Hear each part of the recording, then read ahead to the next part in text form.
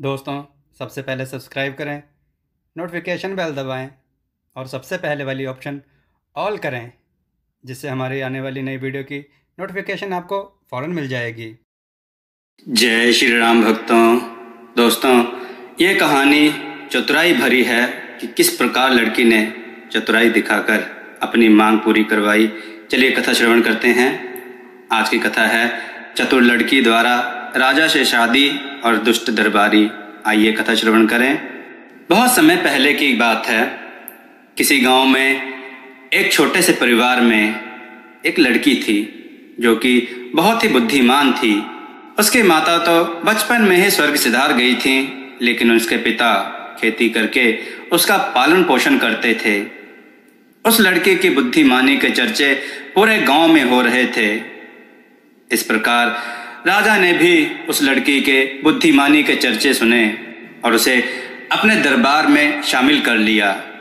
उस लड़की की बुद्धिमानी से राजा बहुत प्रभावित थे। यद्यपि उनका विरोधी दल अभी भी अवसर की तलाश में रहता था, पर उस लड़की के खिलाफ षड्यंत्र करने वाले एक मंत्री का हश्र देखकर सब कतराते थे और षड्यंत्र बंद कर दिया था। उस लड़की का नाम मालती था, जो कि बुद्धिमती तो थी ही और सुंदर भी बहुत थी। फिर भी वे सब दिन रात यही कामना करते थे कि किसी दिन मालती महाराज की दृष्टि कोप और राजदंड की भागी बने और उन्हें खुशी हो। एक बार राज्य में चूहों की संख्या इतनी बढ़ गई कि किसान वर्ग ही नहीं, साधारण गृहस्थ भी परेशान हो गए। चूहे फसल तो खा रहे थे, साथ में कपड़ों को कुतरने में भी आलस नहीं कर रहे थे। यहाँ तक कि राज्य के खाद्य भंडार में भी सेंध लग गई थी। राजा को इस समस्या के बारे में पता चला तो वह चिंतित हो उठे। उन्होंने आपातकालीन बैठक बुलाई और समस्या रखी। इस समस्या का कोई हल खोजिए। महाराज ने कहा, चूहों से तो बिल्ली ही लड़ सकती है। बिल्ली ही चूहों की शत्रु है और कहते हैं कि जहां बिल्ली होती है वहां दूर दूर तक चूहे नहीं होते। एक मंत्री ने अपना सुझाव दिया, एक बिल्ली 1000 चूहों पर भारी है। सुझाव तो उचित है। महाराज ने माना। फिर तो यही आदेश जारी कर दिया गया कि प्रत्येक घर में बिल्ली पालना आवश्यक है। महाराज मालती से बोले, इतनी बिल्लियां कहां से आएंगी? 150 तो खैर प्रयास करने पर मिल भी जाएंगी। यह भी समस्या है, इसका भी हल सोचिए। महाराज, मेरे विचार से तो यह आदेश दरबारियों को दिया जाए। प्रत्येक दरबारी एक बिल्ली पाले और उसे प्रशिक्षित करे, फिर उसे अपने इलाके में छोड़े। तब तो चूहों पर कुछ लगाम लग सकती है। प्रशिक्षण प्राप्त बिल्ली ही हमारे अभियान को सफल बना सकती है। साधारण बिल्ली तो अपना खाती है और सो जाती है। बिल्कुल उचित, ठीक है। सभी दरबारियों को हमारी ओर से यह आदेश दिया जाए कि वह एक एक बिल्ली पालें और उसे निरंतर शिकार के लिए प्रशिक्षित करें। महाराज ने कहा, परंतु महाराज, ऐसे बिल्ली को पालने में खर्च भी तो आएगा।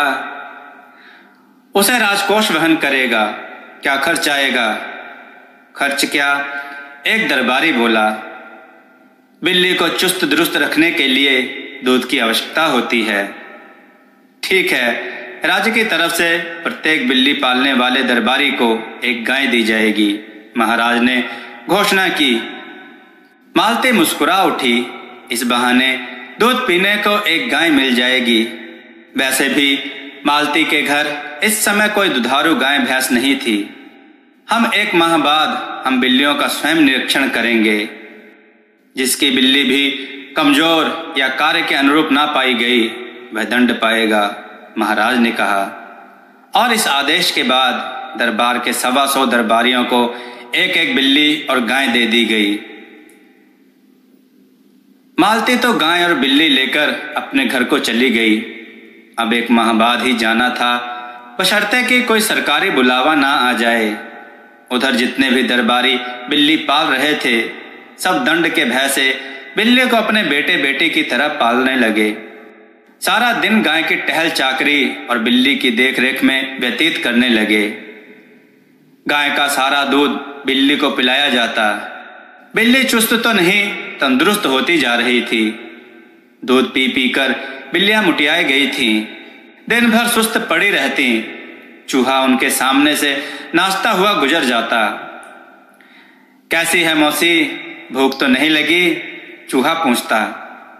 चल भाग, मैं चूहे खाऊंगी, राजसी बिल्ली हूं, दूध पीती हूं, दूध। बिल्ली जवाब देती, अब जा आराम करने दे, आलस आ रहा है।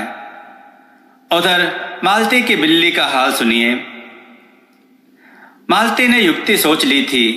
वह गाय उस बिल्ली के लिए नहीं लाई थी, बल्कि अपने पिताजी के लिए लाई थी, जो खेती में परिश्रम करते थे।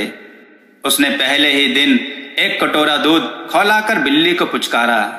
दूध देखकर बिल्ली दौड़ी आई, पर गर्म दूध का आभास होते ही म्याऊं म्याऊं करने लगी। बिल्ली मालती से शायद अपनी भाषा में कह रही थी कि अरे, हम बिल्लियां इतना गर्म दूध नहीं पी पाती।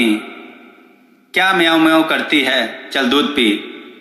मालती ने जबरन बिल्ली के मुंह को गर्म दूध से लगा दिया। बिल्ली छटपटाई और जरा सी ढील मिलते ही कूदकर दूर खड़ी हो गई। बितर बितर दूध को देख रही थी। भूख से परेशान थी कि एक चूहा निकलकर भागा। बिल्ली ने एक ही छलांग में दबोचा।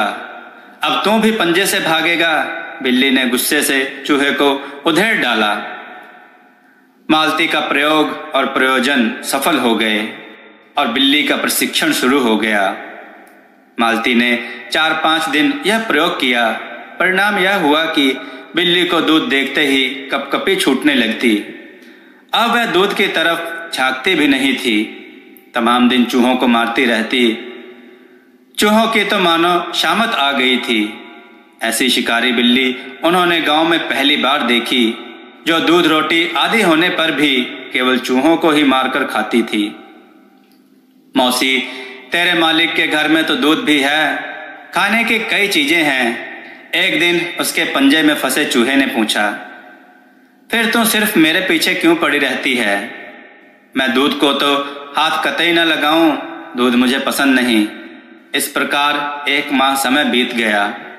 मालती की बिल्ली बहुत दुबली पतली थी, पर चूहा दिखते ही उसकी छलांग और चपलता बड़ी दर्शनीय थी। मालती ने बिना एक बूंद दूध पिलाए उसे पाला था। जब मालती दरबार में बिल्ली लेकर पहुंची, तो उसकी बिल्ली की सेहत देखकर सारे दरबारी चकित हो उठे। उनकी अपनी बिल्लियां तो 10-10 किलो वजन की हो रही थीं और उनकी गोद में सो रही थीं। विरोधी दल तो हर्षित हो उठा कि आज मालती अपने आप फंस गई। उसकी बिल्ली की दयनीय स्थिति देखकर महाराज का क्रोध उस पर अवश्य टूटेगा और कोई दंड भी मिल जाए तो कोई आश्चर्य की बात नहीं। दोस्तों, कथा का अगला भाग सुनने के लिए चैनल को सब्सक्राइब करके रखें और कथा को सुनकर अपने विचार कमेंट के रूप में हमें अवश्य दें और लाइक करना ना भूलें। जय श्री राम भक्तों।